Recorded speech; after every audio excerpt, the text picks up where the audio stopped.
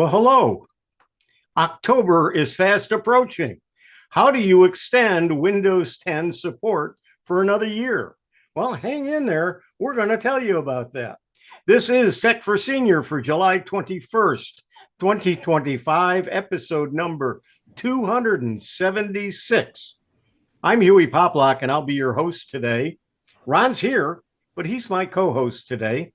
We usually do this on the first show of every month, but here in July, Ron gets family in from overseas, and he likes to take a little time off to spend with his family. So we take that off of his shoulders, put it on mine, and here we are. So Ron has had some time for himself. He's going to be refreshed and back next week as host. And this is a 1-hour show about technology with Q&A at the end. Today, we're going to be talking about, first, I'm talking about making the right choice when Windows 10 ends. Then Chris is going to talk about Ask in Fun with Photos. Then the ultimate guide to choosing a web browser from me. And then I am going to go back into my vaults, and I brought out a program that I've had a lot of questions about lately, Poster My Wall. And so we're going to talk about that. And then Mike will be here with his music and then our Q&A. So we've got a full day ahead of us. And as you can tell, I've really taken on the responsibility and taken it off of Ron. I'm doing 3 sessions today. Ron, how are you doing today? Speaking of Ron. I am doing just great. We had good 2 weeks off and lots of family and lots of bacon cooked a ton of bacon and eggs and all the stuff for breakfast, and so I had a great time.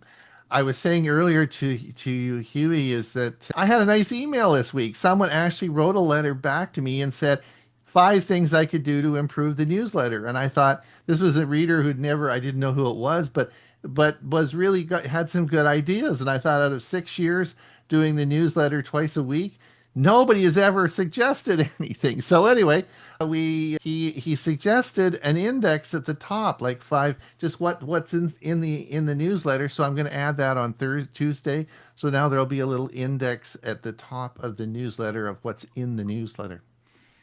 Thank you so much. And other than that, I'll be back next week. Yeah, I got a response from one of my videos with a suggestion, and he basically said, do it over again, but I'm not going to do that. But he did have an interesting addition that I didn't do with mine. All right, Mike, our music director, how are you today? Well, no, not too bad. Everything's better, and I actually have some bandwidth. Didn't see that, the internet lagging on my screens anymore. A little cooler here today, some showers, but that's all right. We needed the rain, so things are onward and upward. You're in the eastern part of Canada, correct? That is correct. Okay. Bill from Oklahoma, how are things in your end? Just great. Today I'm using my Chromebook. I try to use a different device occasionally so I can keep proficient in it as well as keep the machine updated. So we're on the Chromebook using Zoom, and it's working perfectly. So that's an alternative. When Huey started talking about alternatives for Windows 10, Windows 11 or other, you might consider a Chromebook. Yep. And it's certainly, you can get some really good deals on Chromebooks as well. Chris is here from Geeks on Tour. They are up in the Alaska waters. And Chris, tell us a little bit about what's going on the ship. Well, we're actually in port today after 10 days at sea, but at least 3 of those days was up close and personal to glaciers. It was amazing. And I kind of like sea days, but now we are in Homer, and we are vowing to get off the ship today and walk around a little bit. And I just saw a notice that there's an upgrade to Google Photos. I hope they didn't change what I'm just talking about today. Did you see any glaciers calving? Oh yeah, we got some video. Check out our photo album. Yeah, and on our photo album, there's a link. If you just go to geeksontour.com and click on our cruising life There's a link to the photo Oh, album. I watch it quite often. All right. Good. And this is Tech for Senior. We're in our 6th year. Don't forget our website, techforsenior.com. You may have to put a www in front of it if it doesn't come up. And then normally we have Tech for Senior Live on Thursdays, but we took July off for Tech for Senior Live. We'll be back, I believe it's the 6th of August, which is coming up pretty quick too. So we hope to see you on Thursdays as well. And let's see here. Let's Talk AI, my Sarasota Technology User Group, but is open to all of you, is this Friday at 1 p.m. If you're not on the list, if you've not been there before or have not signed up before, drop me a note at hewie@hewie.net and I'll add you to the list. I haven't sent out my newsletter. I'm hoping to do it before Thursday, but it may be Thursday because I've got to, I'll be gone for a couple of days. So be sure and subscribe to our newsletter, the Tech for Senior newsletter, if you don't. Ron talked a little bit about it earlier. It's a great newsletter. We've got a lot of interesting articles in there. I hope you're reading it besides just clicking it and saying, okay, I got it. And then the WinSig, the Windows Special Interest Group that I host once a month, has a newsletter. And then I also do a newsletter for Let's Talk AI. Lots of good ways of getting more information besides our online. Our twice a week newsletter is sponsored by the Glendora Seniors Computer Club, Geeks on Tour, and APCUG. The premiere videos today will be Bill James is talking about mastering Mac snaps. And then Ron's going to talk about AI TV. And Drew's talking about PhoneLink. And I use PhoneLink a lot. I have it on my PC and I also connect it to my Samsung. So we're getting ready for today. I guess I'm ready to get started. And since I'm on board, just give me a moment here. Hopefully you're seeing it. And making the right choice when Windows 10 ends. I'm Hewie Poplock. Many of you have concerns about what will happen when support for Windows 10 comes to an end. As that date approaches, I've been receiving more and more questions about the best steps to take. This presentation is designed to guide you through your options and help you make informed decisions about what to do next. What's happening? Microsoft will end free support for Windows 10 on October 14th, 2025. That means no more free security updates or bug fixes. It does not mean your computer will stop working. Why does it matter? Well, without updates, your computer becomes more vulnerable to viruses and hackers. Some newer apps or websites may stop working properly, and you may not get tech support from software companies. Two main groups of people. Number one, people whose computers can upgrade to Windows 11, and two, people whose computers cannot upgrade to Windows 11. You can upgrade to Windows 11 is in group 1, and if your computer meets the requirements, you should seriously consider upgrading. Windows 11 is more secure and modern. The upgrade is free for most Windows 10 users. However, make sure you do back up your files before upgrading. If it can go wrong, it may. Common concerns about Windows 11. It looks a little different, but works mostly the same. You may need a short time to get used to it. Many apps and programs are the same or even better. Group 2, you can't upgrade. Your computer is too old to meet Windows 11 requirements. You have three main options. Number 1, buy a new computer. 2, keep using Windows 10 without support. Or 3, pay for extended support or ESU. Option 1, buying a new computer. Most new computers come with Windows 11. They're often faster, lighter, and more secure. You might find some as low as $250 and up, depending upon your needs. and look for sales or refurbished units. Your computer can still run on Windows 10. You will not get security updates after October 2025. You'll need to be extra careful online. Make sure you use strong antivirus and don't open suspicious emails or websites. Microsoft is offering paid updates for 1 more year. That's through the extended support upgrade, which costs $30 for individuals for 1 PC per year. You pay through your Microsoft account, and you'll get security updates through Windows Update. Here's how to get to that option. You go to your Windows Update and then enroll in the Extended Security Update, or ESU, to help keep your computer secure. Click on Enroll Now, and I'll show you a couple of more screens here in just a few moments. So there's 3 ways to get extended support. Pay $30. Simple, and it's over with. That's for 1 computer and for 1 year. Use 1,000 Microsoft rewards points. Or 3, use Microsoft Backup to move to a new PC. So when you're ready to move to a new PC, you'll use that backup. So option 1, pay $30.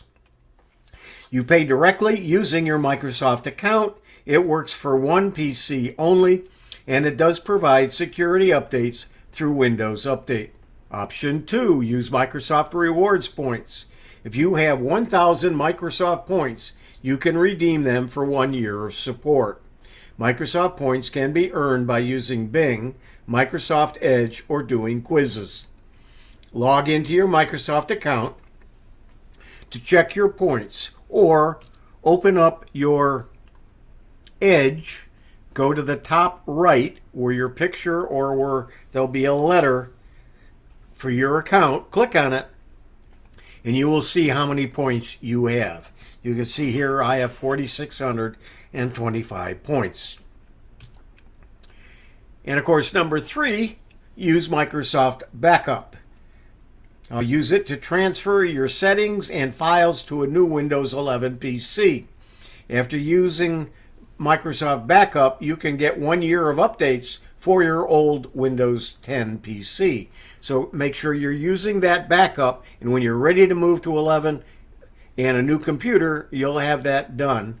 And this helps you transition more smoothly. You will get 1 free year after the October 14th deadline.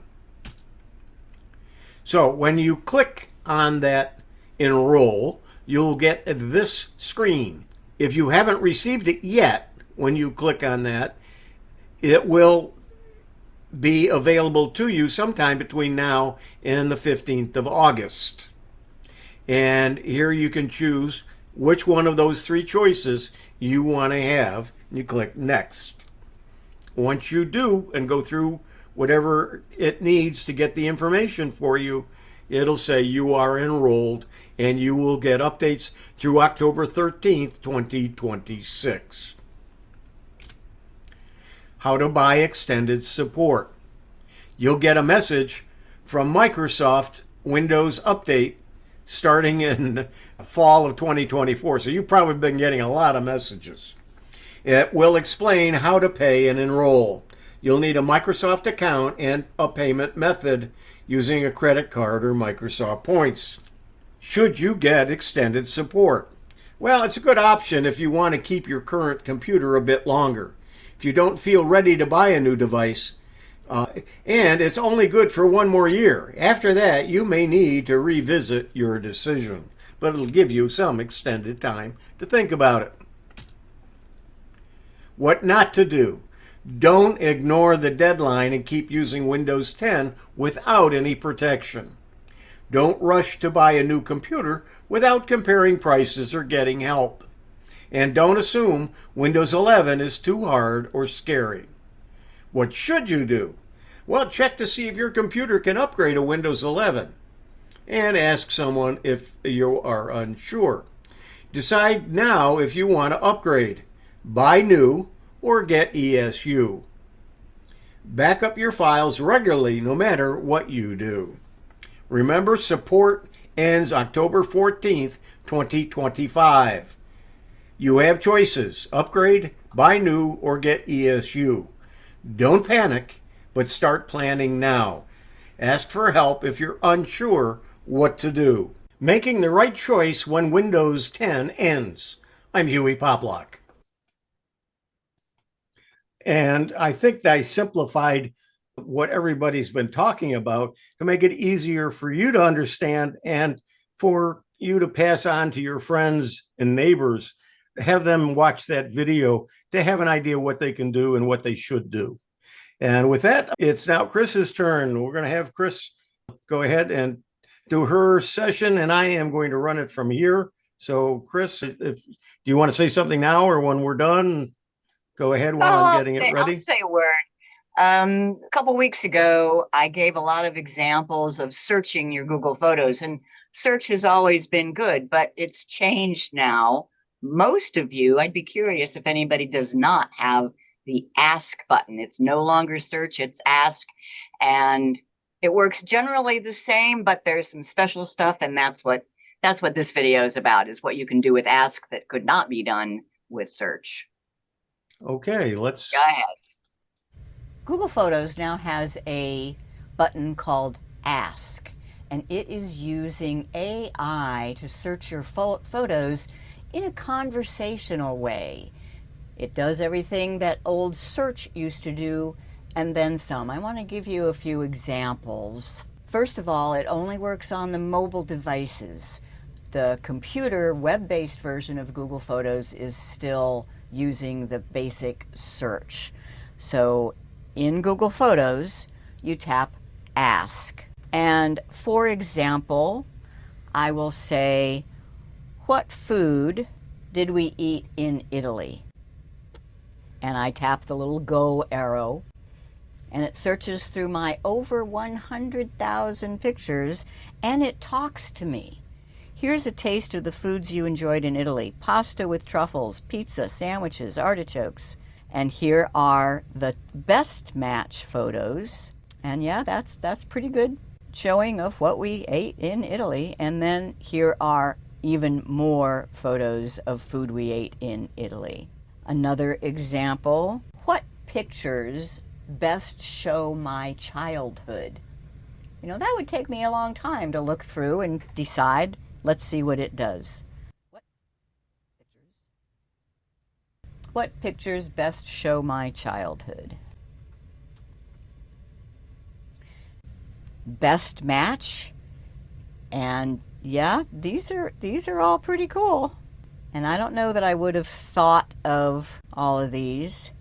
Then we go to all of the pictures of my childhood. Now, how does it know that? I didn't ask for specific years or anything. It knows my face, and it knows what a young face looks like, I guess. These photos from the 1950s and early 60s, and it talks to you. Then I can ask a follow-up question. How about my high school years? And sure enough, it gives a pretty good approximation of my high school years and photos from that time. Now, some of these are not correct, but that's because they have incorrect dates on them. Another one, how about best pictures of U.S. national parks? It's thinking more. There's the Tetons, there's Yellowstone National Park, Big Bend National Park. Those are all pretty good. Oh, this is Volcano National Park just recently. You know, not all of them are perfect, but is that faster than would have taken me to find national park pictures? And then you can follow up. You can limit more. For example, how about national parks in the eastern USA? Because most of these are in the west. You bet. Shenandoah. Barnegat Lighthouse State Park. Now, I said national parks, so It's not perfect. You still have to go through and kind of decide what you want. How about I know there was a national park in Maine, so I'm going to specifically ask it about that. There we go. That's Acadia National Park. So I hope that gives you just an idea of what you can do with the new Ask feature in Google Photos. I'm Chris Gould with Geeks on Tour.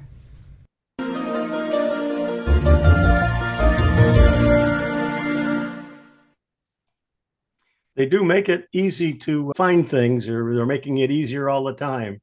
Thanks, Chris, for that. Okay, let's see what's next here. A blast from the past. Today, I am going to share with you one of my secrets. It is a website that I have used to create flyers, posters, intros to my videos, and various graphics that I needed for projects. It's called postermywall.com. So we're going to talk about Poster My Wall. This is their logo. Now, Poster My Wall at a glance, with over 80,000 templates and 10 million designs created since its inception in 2010, Poster My Wall is one of the leading resources in customizing online and print graphics. As I said, it started in 2010.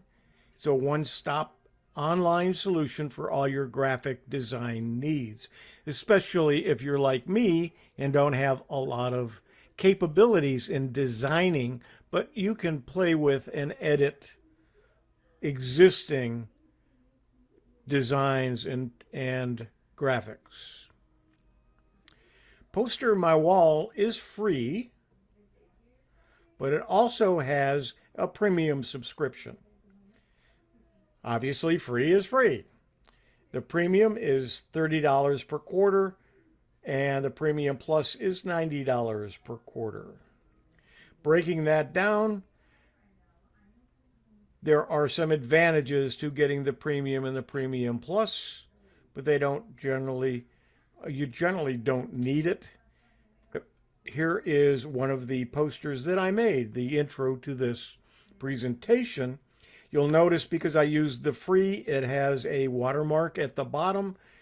You get a small watermark on each poster or flyer, unless you're doing the video or you're using one of the premium and you're going to do it for free. Then they have a much larger watermark for your design to discourage you from using the free and to join as a subscriber. Let's look at Poster My Wall. This is the website. I am signed in as me. You see my picture up here. And we can look at my stuff. We're going to look at my stuff in just a few minutes. Right now, let's take a look to see what's available. First, we have templates, and you have different sizes and themes. And you can search over here for whatever you want. You can promote events, small business, churches, restaurants, schools, just all kinds of things. And then you can discover some other items that are out there. I've been creating flyers, posters, and introduction screens for some of my videos using Poster My Wall. This is my big secret. Now, I use only the free version. I want to emphasize that. Everything that I've been doing has been free. I have paid for, I think, 2 videos, and I'll explain what the cost of those are when you do it individually. But for the most part, I've done it all free. So let's take a look at what we might find. So if we do a search, it says here, try sale flyer, just to see what they suggest for something, just to look at it. So we do that. I press enter. There's 11,920 plus customizable design templates for sale flyer. Let's look at what some of these look like. You'll see some of them have videos in them. Some may have the camera in the corner, like here, and that means it's a video, and you can kind of see what it's doing. The videos have a much larger watermark than just the free flyers, and so I have stayed away from the videos because the watermark is quite large in the videos. They really want you to pay for those. You know, they are in business to make money. Let's go ahead and I'll show you how I worked on one of the flyers. One of the first things I want to do is to find a template to use to get the creation or get the item that I want. As I've said many times, I am not a design person. I'm not an artistic person. I want to rely on somebody who is to get me started and give me a basic flyer to work from, or what I call, what they call a template. So let's go ahead and we're going to search for a talk show. And I looked and I scanned it and I found this one. And I'm going to go ahead and open the template. And I'm going to customize it. And now you're looking at this and you're saying, well, what is it that Hewie can work with here? Well, let's kind of see. I'm going to create a poster for learning Chromebooks. And obviously, this isn't either Ron or myself. I'm going to just play with this, and then I will show you the one that we're using. So the first thing I want to do is, this is somebody's picture. You can see I can move it around. And it says here, replace photo. Well, I'm going to replace the photo. I can replace it with my photos, anything from my photos, stock photos, Facebook photos, Google Drive photos, or Dropbox photos. Now, when I say my photos, these will be photos that I have uploaded to Poster My Wall. So I've got quite a few of them up there. If you're just starting, you're not going to have any. You're going to have to start uploading when you want them there. I'm going to click on My Photos, and you'll see that I have a great many here, and it loads more because I've been working with this for quite a while. But what I've done is I've created a couple of PNG files that are transparent backgrounds. I'm going to take this photograph right here. Well, let's do it with Ron's, and we're going to replace the photo, and all I do is that. Go ahead and crop it, and it's put Ron's picture here. And now I can resize that to whatever I want to fit in here. If it was an actual photo now, and then here I want to change this, and let's go ahead and put Ron Brown, and he's not a special guest. I'm just going to delete that. We don't need that. So now we've got a picture of Ron. We've got his name under him, and that looks good. So we're going to take now this picture, and we're going to replace it. And there's a picture of me, 4x3. We'll move it over a little bit. We'll crop it. And then we're going to move it back down. Well, I got to highlight the letters.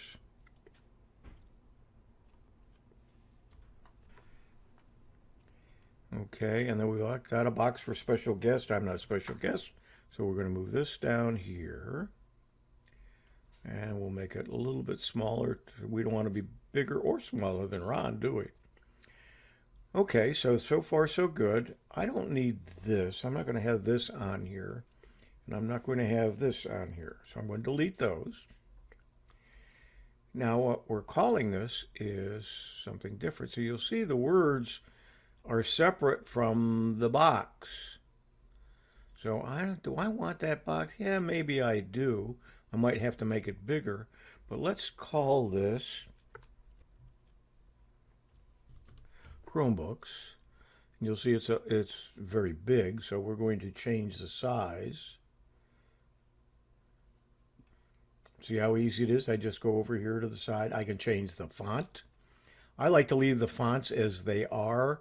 The reason why is I'm not real good at matching fonts, and because they've already done this and it looks good, I'll use what they're having. I don't need this Ivy. It's going to be Learning Chromebooks, and we don't call it a show. We just call it Learning Chromebooks. So now I'm going to take this, and what we're going to do is here, and it's there. Now I'm going to take this. I'm not going to put ITC there. I'm going to say, oh,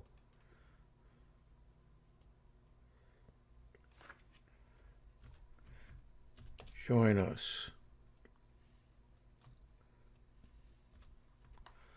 And we'll make that smaller. Delete. We're going to make the size smaller.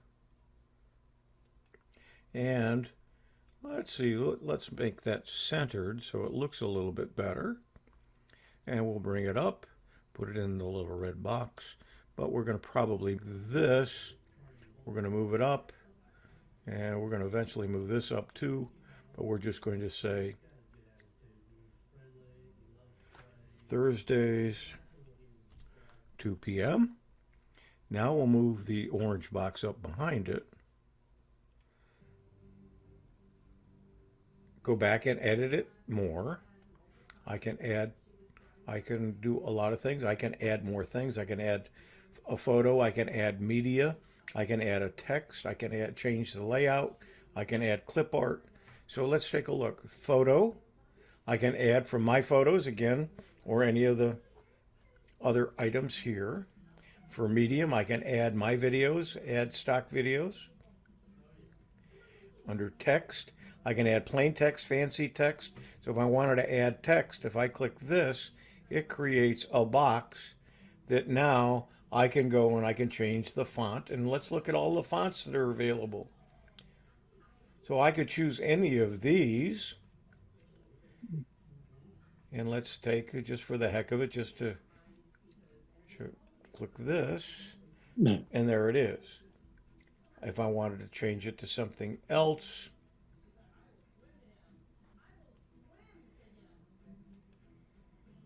and you see examples of what the fonts look like, so when you choose it, it's there. So if we take the Digital Dream one, it'll look like that. So you can do what you want. If you don't want it, you highlight the box, hit your delete key on your keyboard, and it goes away. Made some changes since then, so we need to save it again. We'll save it. And now I'm going to decide to download. So if I download it, it takes a few seconds. This is live, so you see how long it is. We're going to go ahead and open that, and I'm going to bring it back over here to the center, and here's what our poster looks like. Now this isn't the one we're using, but it gives you a good idea of what you can do. Now let's go take a look at Poster My Wall, and we're going to look at my stuff. I just want to show you all the posters and flyers that I have done. You can see there are a lot of them for various purposes. What I want to do is come back up. So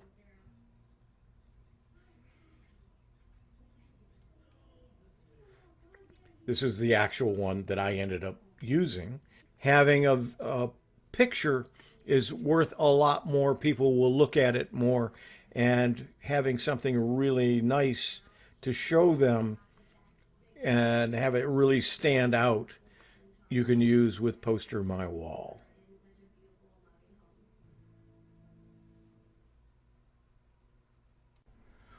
Let's quickly use a template that has animation or video in it just to see what happens and how the free version looks. So what we're going to do is going to find a template with something for a birthday.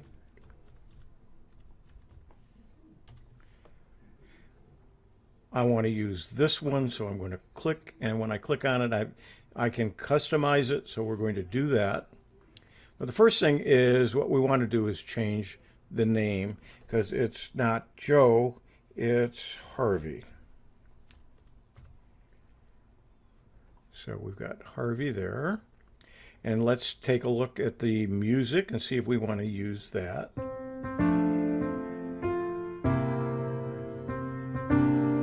That looks like it's going to be fine. There's some animation in the background. I'm not going to change anything else. I'm just going to do that, and I'm going to go ahead and download it. When I download it, here's the basic. It's going to have a watermark. It's going to be an MP4, but it's free. If I want the HD video of it, I got to pay $15. So let's go ahead and download the free one.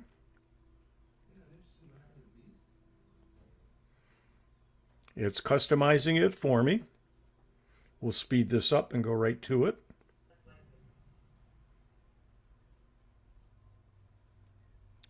Okay, we're going to close this, and we see down here it's in the corner. We're going to go ahead and open it.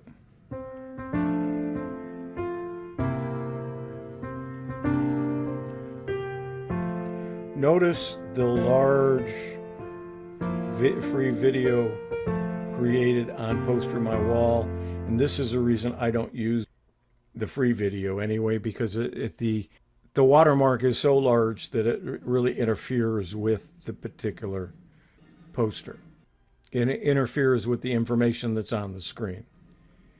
And there you have it, Poster My Wall. I'm Hewie Poplock. I hope you have enjoyed me touching on some of the highlights of Poster My Wall. Certainly there's a lot more to it, and I hope you enjoy working with the program on postermywall.com. I do use it instead of Canva, which I also have. The reason I like it better than Canva, that it does letters and some of the pieces and parts, it does it more, it goes down to, you can have several different pieces and parts, where Canva tends to, in their templates, have them together. And it's a little bit more difficult to get into the format that you want and to have it the way you want. So I've been real pleased with it.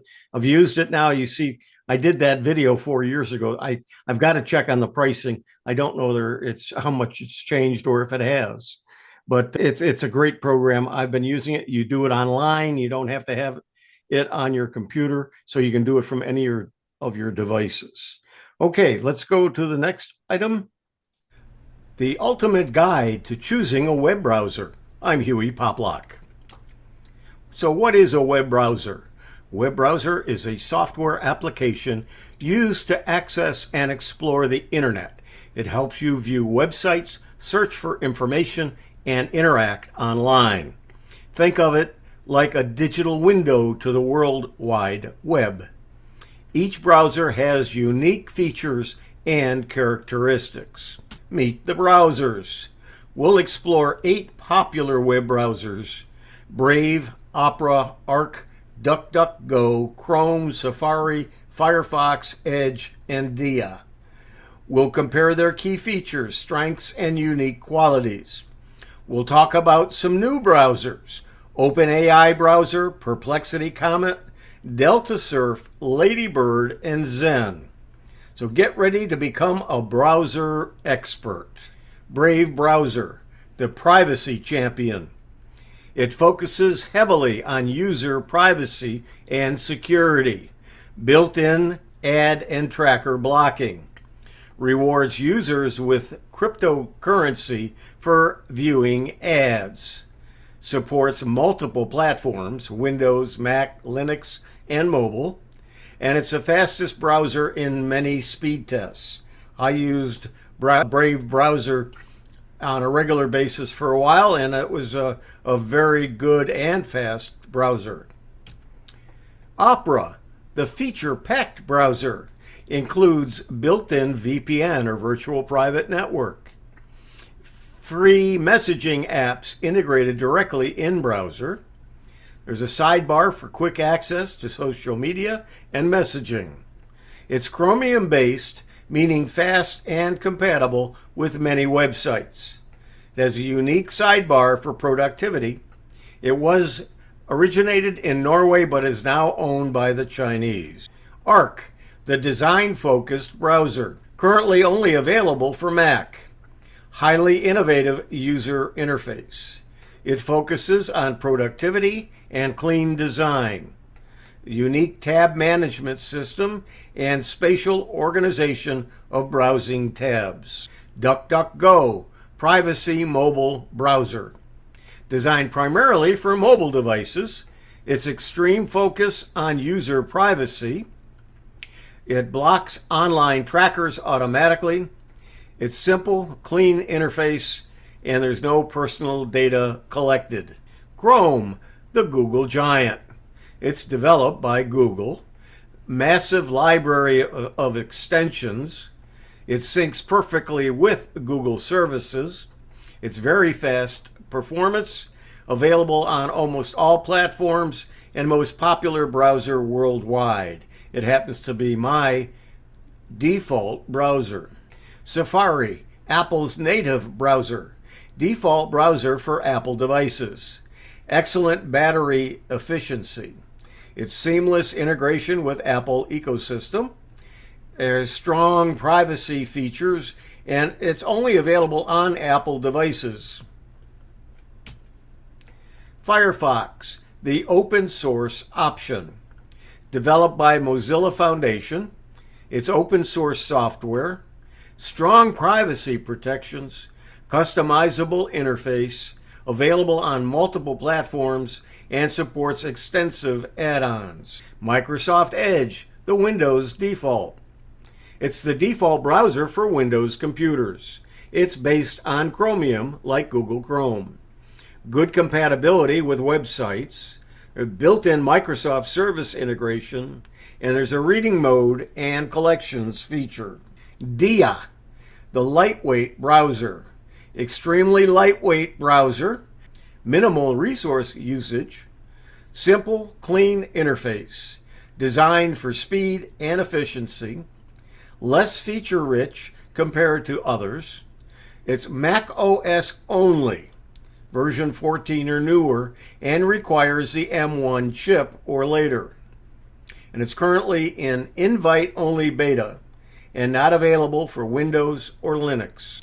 Perplexity Comet, smart browsing with contextual memory. Conversational search with memory across tabs. Real-time Q&A interface with trusted resources. Designed for fast, natural interactions with the web. It's available exclusively to Perplexity Max subscribers at $200 per month. Surf by Detta, the AI-powered research companion. Notebook-style browser organizing your content.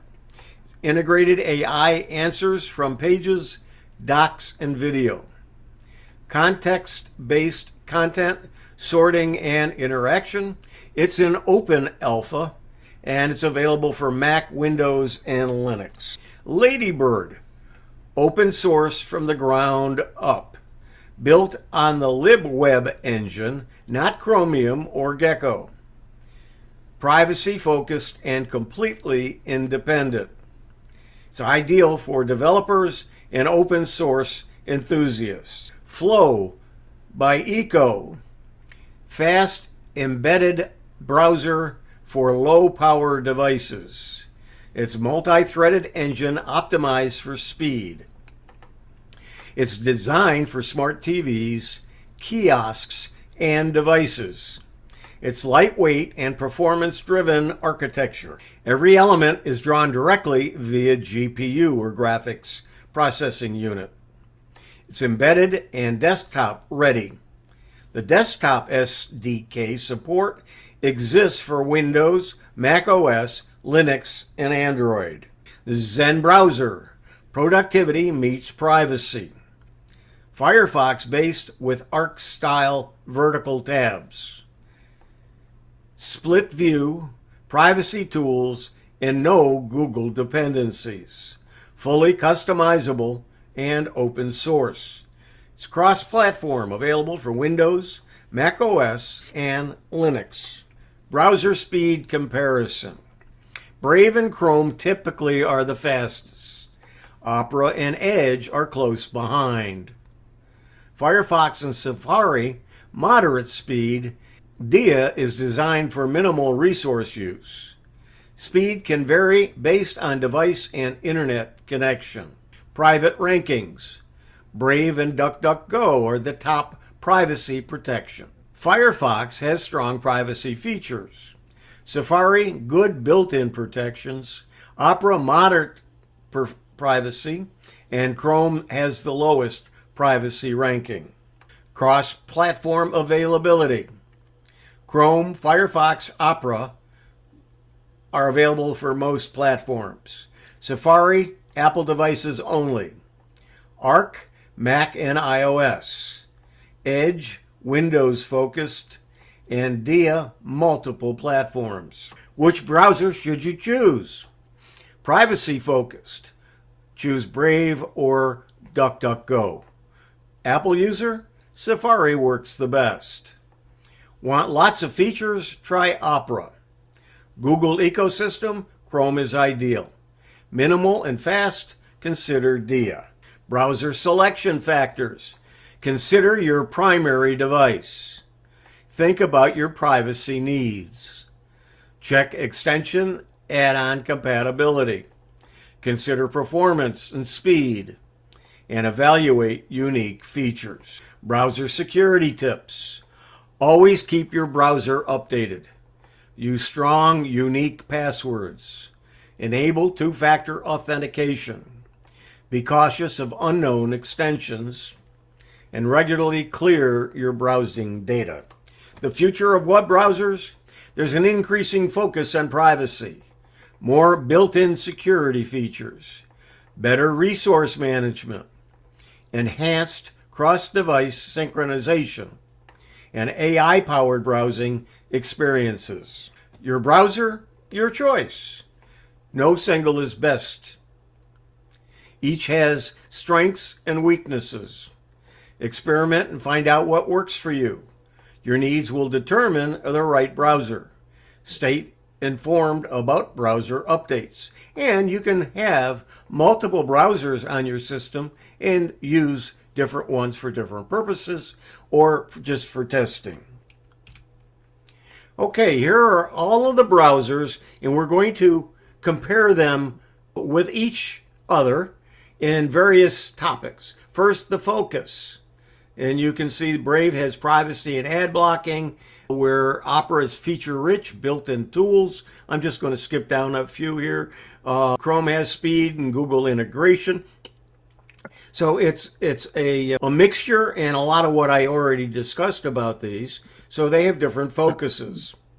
And then do they have ad blocking? Well, the ones that don't are Arc, Chrome, Safari, Firefox, Dia, OpenAI browser, and Perplexity Comet, and Delta Surf and Ladybird browser.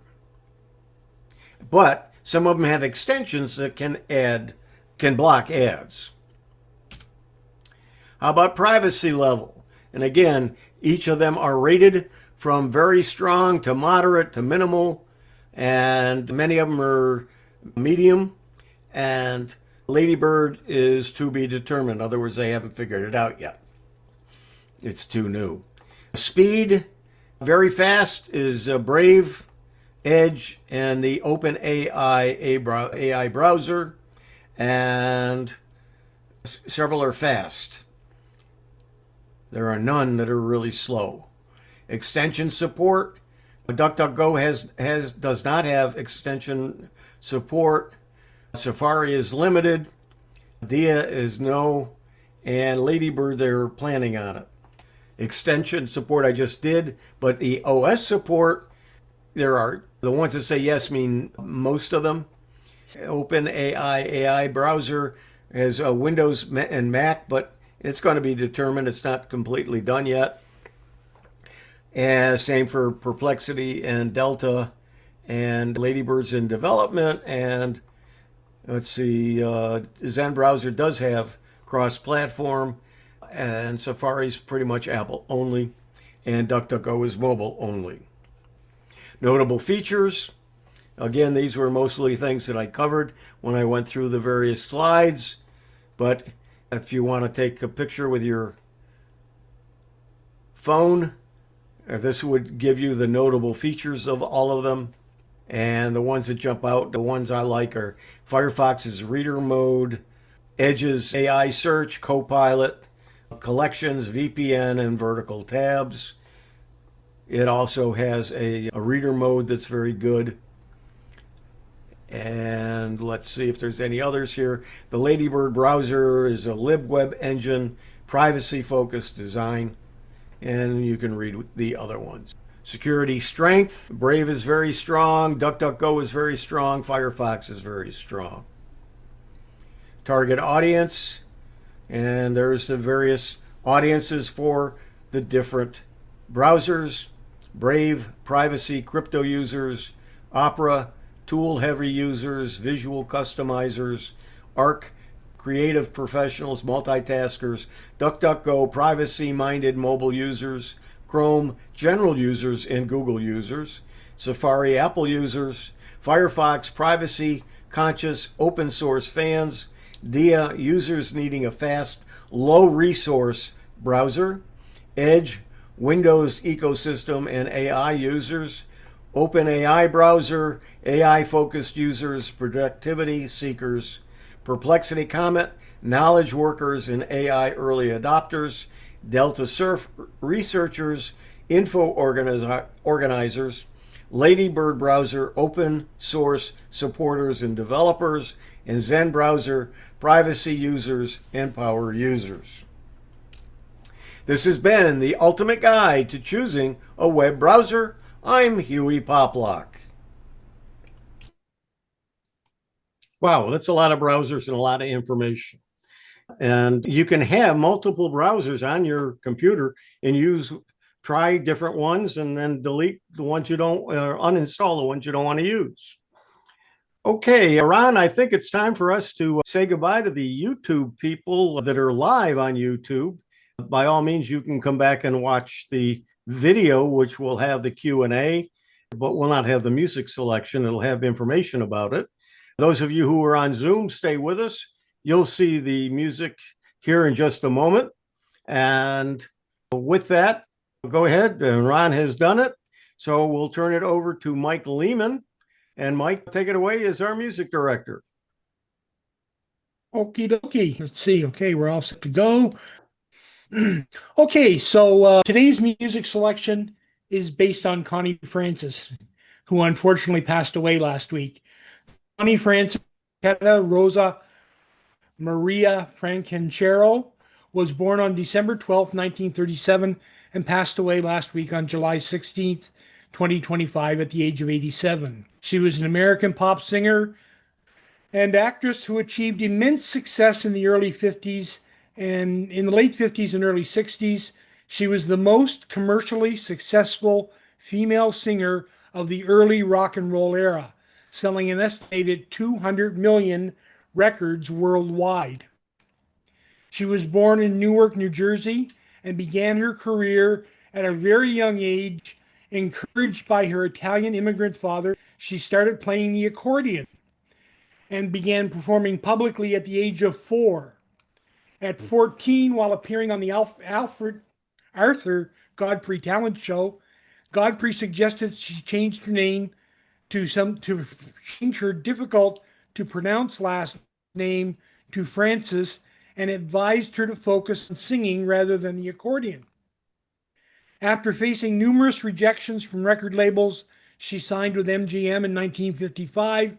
Her early singles were not successful. She was on the verge of business to pursue a medical career. However, at her father's insistence, she recorded a version of the 1923 song, Who's Sorry Now? This song became her breakthrough hit in 1958 after being championed by Dick Clark and Bandstand, launching her into stardom. Throughout the 60s, she was one of the most popular female vocalists, known for her romantic ballads and fertility. She recorded in various styles, including rock and roll, country, and traditional pop. Notably, she also recorded in many of her songs in multiple languages, making her an international star, particularly in Europe and Japan. She also appeared in several teen-oriented films, most famously Where the Boys Are in 1960, for sang the title song.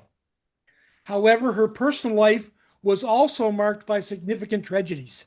In 1974, she was brutally attacked in her motel room, leading to severe emotional trauma and a long period of seclusion and mental health struggles. She also endured a botched sinus operation that temporarily affected her singing voice, and the murder of her brother in a mob hit in 1981. Diagnosed with manic depression, she spent years in mental hospitals. Despite these hardships, she recovered and returned to performing, becoming an advocate for crime victims and mental health awareness. She published her autobiography, Who's Sorry Now, in 1984. So there's a whole list of her hit songs. I'm not going to list them all, but she started out with Who's Sorry Now, which was her breakthrough hit. Stupid Cupid, Lipstick on Your Collar. Her breakthrough hit that sort of made her career, Everybody's Somebody's Fool in 1960, was her first #1 Billboard singles chart, making her the first woman to ever achieve this. Again, there's some others here. My Heart Has a Mind of Its Own, Where the Boys Are, Many Tears Ago, Don't Break a Heart That Loves You, and so on. Her music continued to resonate with Pretty Little Baby, recently experiencing with popularity on social media today is Everybody's Somebody's Fool. And I'll stop my screen share and let you take it away, Ron. It's getting to be too many of the early rock and roll and pop music people from the 50s and the 60s we're starting to lose them at a pretty good rate because of our age. They're aging out. So that was a good choice, and her music certainly brings back a lot of memories to a lot of us. And with that, we will say thank you all for being a part of us. And now we're going to go into the Q&A. And if you have some questions dealing with anything you saw today or some general tech questions, we're here to answer what we can.